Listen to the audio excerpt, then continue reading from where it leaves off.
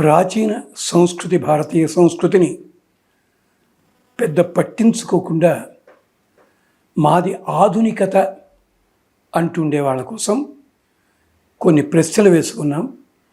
వాటి విశేషాలు మాట్లాడుకుంటున్నాం. మనం చెప్పాం కదా, ఏ శాస్త్రం చదివినా కూడా ఇది బ్రిటిష్ వాళ్ళ కాలం నుంచే మనకు వచ్చింది, పారిశ్రామిక విప్లవం తర్వాత వచ్చింది, అలెగ్జాండర్ తర్వాత వచ్చింది, ఇలాగే చెప్పుకుంటూ బతికేస్తున్నాం.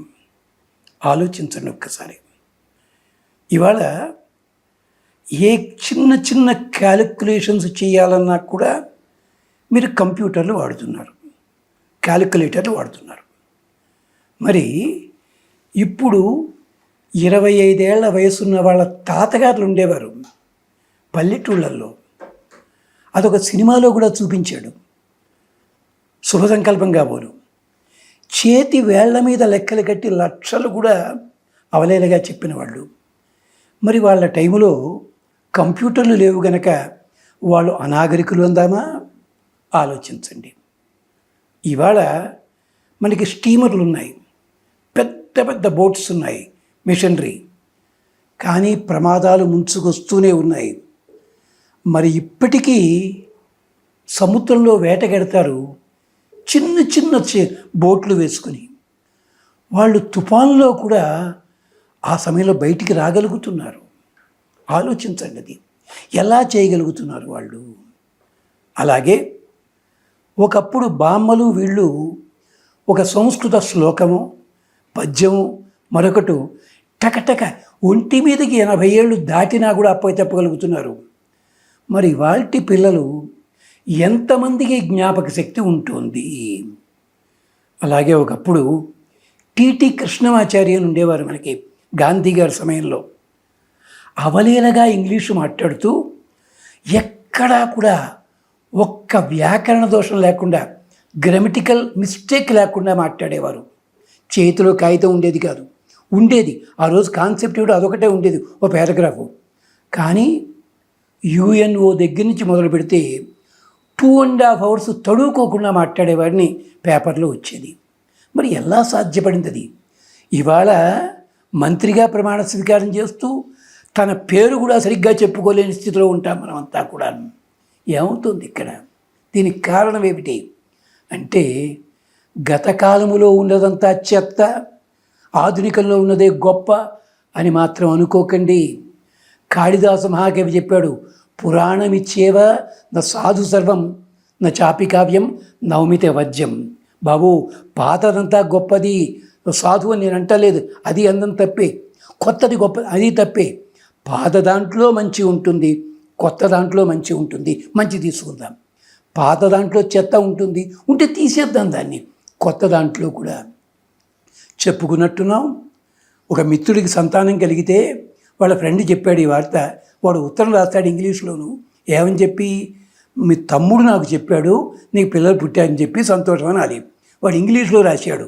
ఆ వాక్యం చదువుతాను మీకు, దాన్ని మీకు అర్థం చూసుకోండి. I came to know that you have become father through my brother అన్నాడు వాడు. కాస్త ఆ దిక్కుమాలి ఇంగ్లీషు. వెంటనే వాడు పెళ్ళానికి విడాకులిద్దామని వెళ్ళాడు. ఆ వాక్యం చదివి ఇలా ఉంటుంది. చేత మనం ఎంత కష్టపడుతున్నామండి, అదనమాట. అందుకని ఒక సరదాగా ఒక చిన్న ప్రశ్న, ఇప్పుడు కూడా సైన్స్ వాళ్ళకి అందని ప్రశ్న ఏమిటో తెలుసా? మనిషి పుడుతున్నాడు, ఎదుగుతున్నాడు.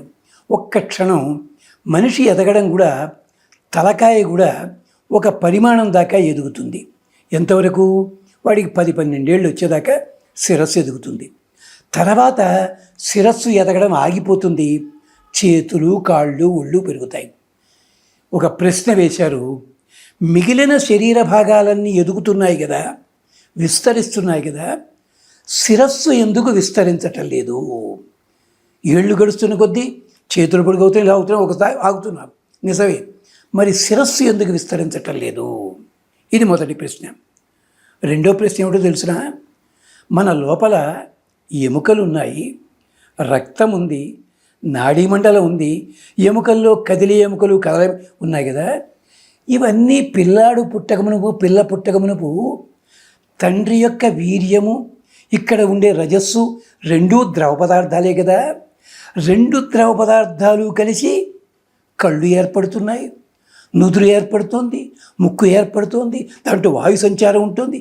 ఇదంతా ఎలా జరుగుతుంది? నేను ఓ పని చేస్తాను, స్త్రీ పురుషులకు సంబంధించిన రెండు తీసుకుని ఓ టెస్ట్ ట్యూబ్లో వేస్తాను, దాంట్లో పిల్లాడు పుడతాడా? ఇది అడిగాడు ఒక ఖర్గపూర్ ఐఐటి స్టూడెంట్ ఒక సందర్భంలోనూ. ఎందుకు ఇలా జరుగుతుంది? ఎందుకు అవుతుంది ఇలాగా? ఆలోచించామా ఎప్పుడైనాను? లేదండి.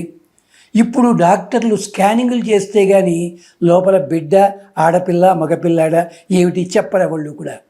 కానీ ప్రాచీన కాలంలో అమ్మాయి పెళ్లి చేసుకుని సంతానవతి అవుతూ అంటే గర్భం ధరించింది, పెళ్ళి ఇంటికి వచ్చింది, పుట్టింటికి వచ్చింది, పెళ్ళైన 6 నెలలకి. బామ్మో ఎవరో ఉంటారు ఇంట్లోనూ, వచ్చావా తల్లి అని దగ్గరికి తీసుకుని నెత్తి మీద ఒకసారి చెయ్యి వేసి, ఏమేవో నేను తాతమ్మని కాబోతున్నాను, నువ్వు అమ్మమ్మని కాబోతున్నావు. అప్పుడు తెలిసింది ఆ పిల్లకి తను గర్భవతి అని చెప్పి. డాక్టర్ కూడా చెప్పలేదు. ఎలా చెప్పగలిగారండి? ఆలోచించండి. ఇలాంటి దానికి సమాధానం వేదంలో కనిపిస్తుంది. అది కొనసాగింపు ఇంకో భాగంలో.